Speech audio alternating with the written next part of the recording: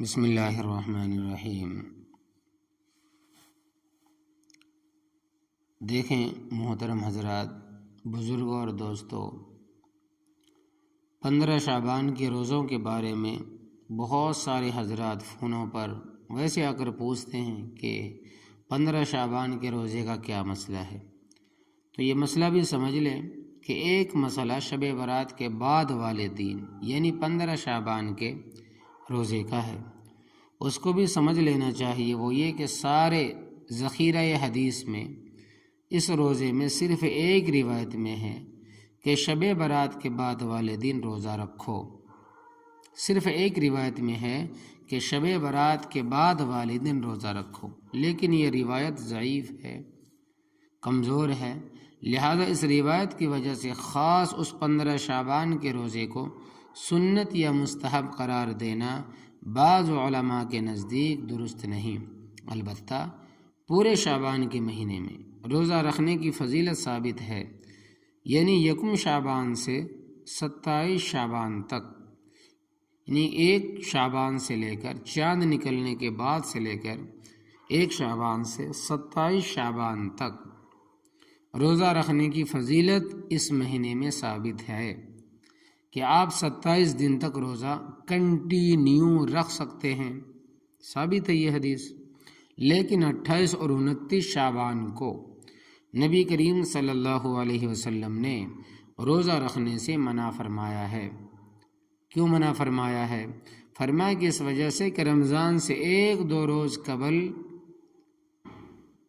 روزہ مت رکھو، رمضان سے 1-2 روز پہلے روزہ مت رکھو، تاکہ رمضان کے روزوں کے لیے انسان نشاط کے ساتھ تیار رہے، بالکل صحت مندی کے ساتھ تیار رہے۔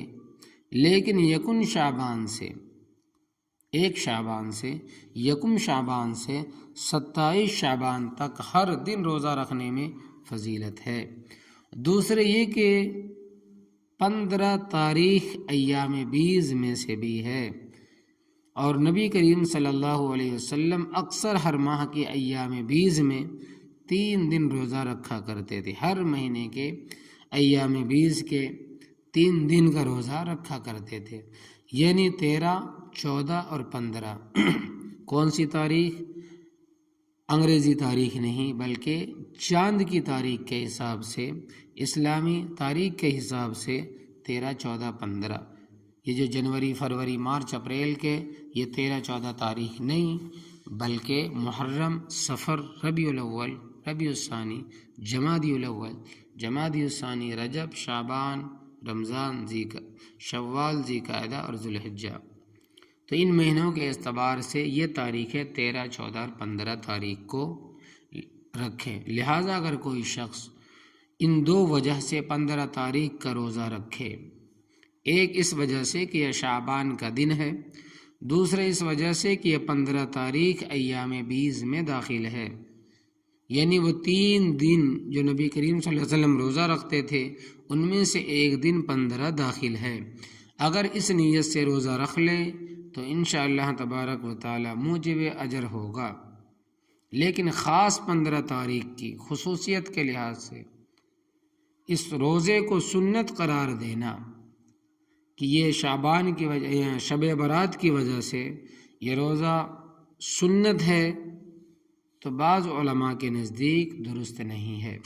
تو اسی وجہ سے اکثر فقہائے کرام نے جہاں مستحب روزوں کا ذکر کیا ہے، اکثر فقہائے کرام نے جہاں مستحب روزوں کا ذکر کیا ہے وہاں محرم کی 10 تاریخ کے روزے کا ذکر کیا ہے، یوم عرفہ کے روزے کا ذکر کیا ہے، لیکن 15 شعبان کے روزے کا علیحدہ سے کوئی ذکر نہیں کیا، نہیں ملتا، بلکہ یہ فرمایا ہے کہ شعبان کی کسی بھی دن میں روزہ رکھنا افضل ہے۔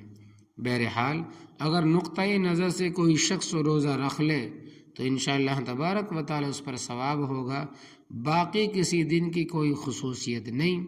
جیسا کہ میں نے پہلے عرض کیا تھا کہ ہر معاملے کو اس کی حد کے اندر رکھنا ضروری ہے، ہر چیز کو اس کے درجے کے مطابق رکھنا ضروری ہے۔ دین اصل میں حدود کی حفاظت ہی کا نام ہے۔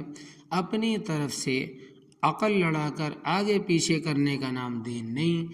لہٰذا اگر ان حدود کی رعایت کرتے ہوئے کوئی شخص روزہ رکھے تو بہت اچھی بات ہے، انشاءاللہ تبارک و تعالیٰ اس پر اس شخص کو اجر و ثواب ملے گا۔ لیکن اس روزے کو باقاعدہ سنت قرار دینے سے پرہیز کرنا چاہیے۔ کون سے روزے کو؟